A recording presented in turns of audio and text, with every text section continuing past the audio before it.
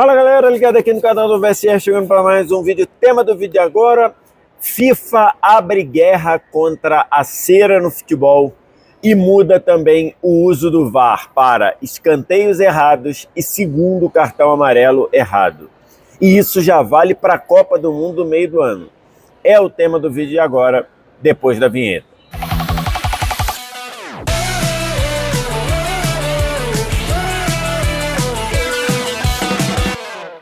Mais um vídeo chegando aqui no canal do VSR, vamos falar sobre as mudanças de regra do futebol, mudanças muito grandes, muito impactantes no que diz respeito à briga, à luta contra a cera no futebol e também duas alterações no uso do VAR, em que você vai poder permitir o uso do VAR para corrigir marcação errada de escanteio e também para impedir o segundo cartão amarelo dado de forma equivocada. E o detalhe, isso já vai valer para a próxima Copa do Mundo, agora no meio do ano. Antes da gente começar, você deixa o like, se inscreve no canal, tudo isso você faz aqui embaixo. Aqui embaixo também, primeiro comentário fixado, tem um link para você baixar o app do Flashcore. É o app que eu uso aqui no canal do VSR para estatística, acompanhamento de jogos, classificação em tempo real. Você já está acostumado de eu falar do Flashcore aqui, então vai lá e baixa o Flashcore que você não vai se arrepender, tá? Tô gravando esse vídeo aqui na manhã de domingo e tô aqui no aeroporto, voltando para São Paulo, e aí no sábado a FIFA anunciou mudanças na regra do futebol dentro da sua análise tradicional das regras do futebol sempre no início do ano, e que dessa vez saíram até mais cedo. Por quê? Porque a intenção da FIFA, e a FIFA efetivou isso, a FIFA vai fazer essas alterações, essas mudanças, já valerem a partir da Copa do Mundo de 2026. Ou seja, tudo isso que eu falar nesse vídeo aqui vai funcionar já para a Copa do Mundo do meio deste ano, que vai ser lá nos Estados Unidos, no Canadá e no México. Então essas alterações, elas valem para a Copa do Mundo. Aí você já vai me perguntar, quando que essas alterações vão valer para o futebol brasileiro? Esse é um ponto interessante que ainda está sobre análise da CBF. Por quê? Porque todas as mudanças da CBF, todas as mudanças da IFAB, todas as mudanças que eram feitas para valer no meio do ano na Europa, no começo da temporada europeia seguinte, elas prevaleciam aqui no Brasil desde o início do Campeonato Brasileiro. Por quê? Porque o Campeonato Brasileiro começava em abril, então a FIFA, a IFAB, geralmente publicava essas trocas, essas alterações de regra, ou em fevereiro, ou no finalzinho de fevereiro, ou em março, e aí a CBF pediu uma autorização especial para começar a valer já no início do Campeonato Brasileiro, em abril, para pegar o campeonato todo. Só que o atual Campeonato Brasileiro, o Campeonato Brasileiro de 2026, já começou. Então a CBF ainda não sabe o que ela vai fazer, se ela vai deixar o campeonato todo com as regras antigas, se ela vai passar a valer as alterações a partir da próxima rodada do Campeonato Brasileiro, ou seja, lá no dia 13 de março, se eu não me engano, ou se a CBF vai deixar acabar o primeiro turno e colocar essas regras valendo a partir do segundo turno. A CBF ainda não sabe. Eu conversei com uma pessoa da arbitragem da CBF e o que foi dito ainda não temos essa definição. Tem essas três possibilidades. Ou o campeonato todo, o Brasileirão todo, continuar a ser jogado com as regras antigas, ou passar a valer de imediato, ou esperar o fim do primeiro turno. Vamos então às regras. E como eu falei no título, está claro que a FIFA abriu uma batalha gigantesca contra a cera. E as mudanças feitas pela IFAB focam muito na cera, no combate à cera. Então tá aqui, eu estou deixando essa imagem aqui que eu peguei lá na reportagem do GE. Principais mudanças aprovadas pela IFAB. cobrança de lateral, se a cobrança demorar mais de 5 segundos a partir do início da contagem do árbitro, haverá reversão da lateral. Então, camarada pegou a bola, o árbitro vai começar a contagem de 5 segundos, passou, chegou a 6 e reverte o lateral. Lateral era para o time A, lateral passa para o time B. Tiro de meta, mesma coisa. Se a cobrança demorar mais de 5 segundos, a partir do início da contagem do árbitro, será marcado escanteio para o time adversário. Então chegou lá, o camarada botou a bola no chão, o árbitro começa a contar, chegou a 6, o árbitro dá escanteio para o adversário. Substituição, atenção, o jogador terá 10 segundos para sair do campo após a placa que indica a alteração ser erguida. Caso não cumpra, o substituto entrará em campo com 1 minuto de atraso, pelo menos. Pelo menos. Por quê? Porque você só vai autorizar a entrada depois que a bola parar. Então, levantou a placa, mostrou lá a alteração.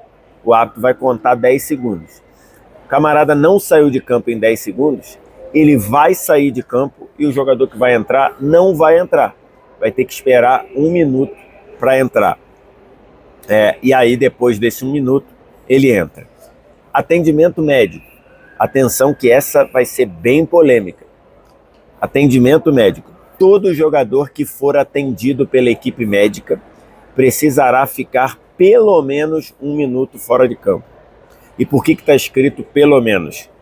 Na substituição, só para não ter dúvida, na substituição, se o camarada demorar mais de 10 segundos para sair, quem entrar vai entrar 1 minuto depois. O quarto árbitro vai ficar contando lá 1 minuto, deu 1 minuto, ele libera o cara.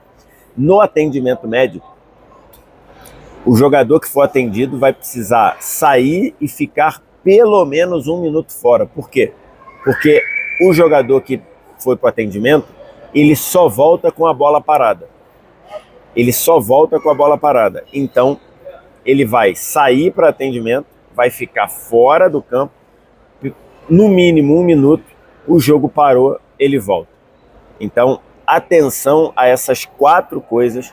5 segundos para cobrar lateral, se não reverte. 5 segundos para cobrar tiro de meta, se não é escanteio para o adversário. 10 segundos depois que a placa sobe para sair, senão o jogador que for entrar vai ficar 1 minuto esperando lá de fora.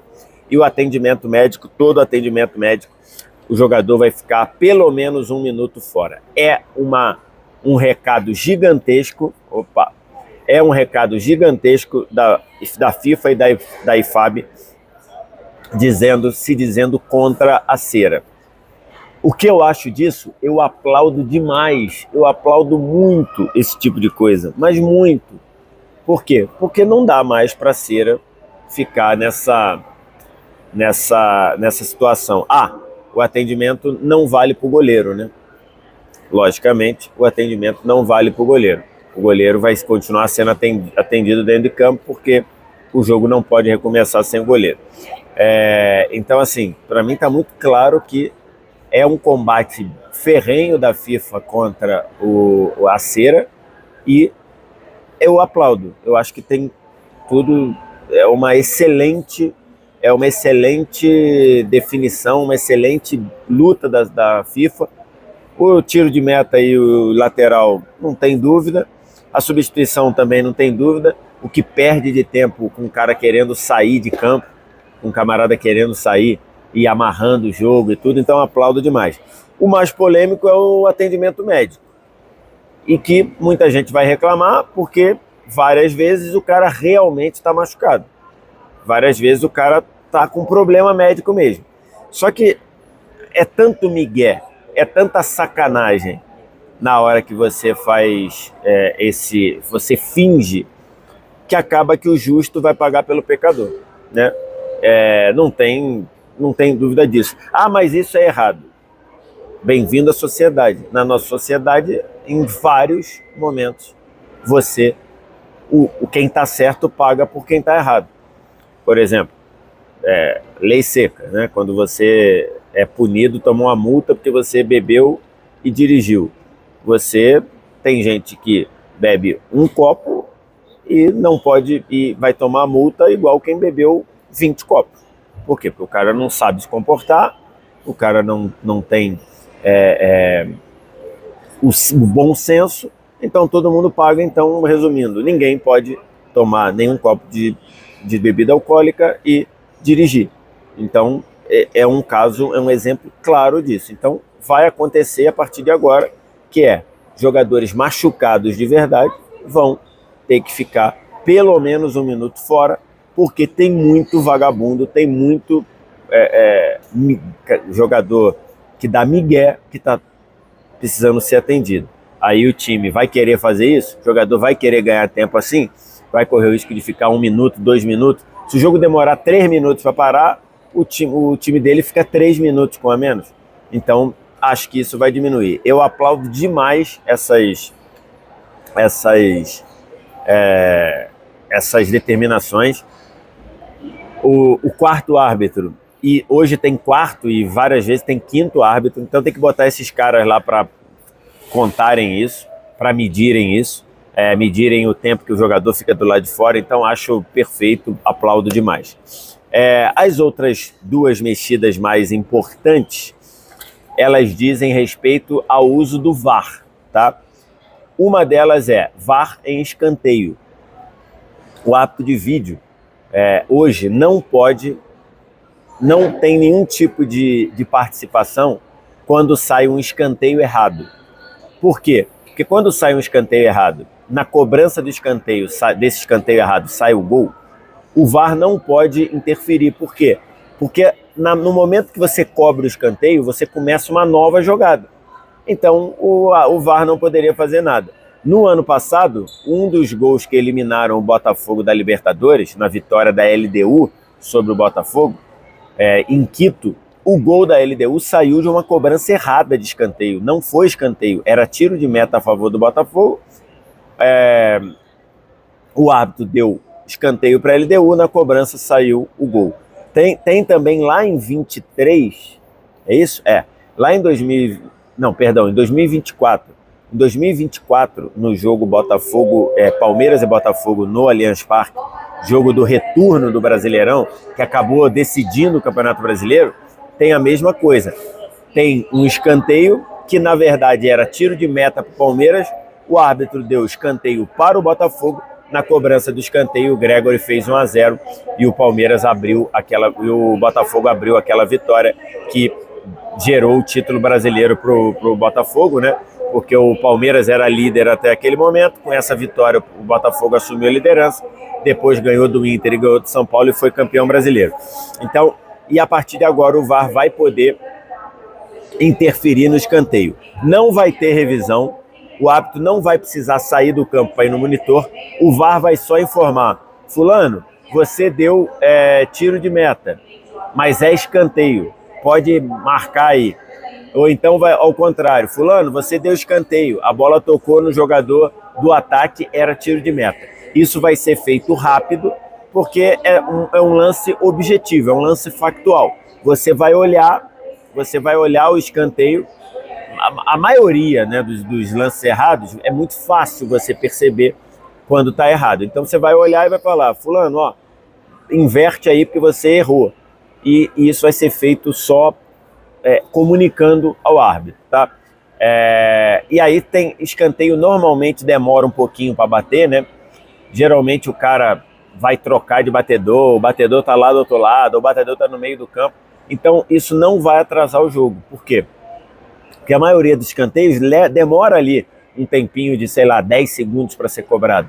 Nesse período, o VAR vai olhar e vai só informar o árbitro. O árbitro não vai precisar ir ao monitor.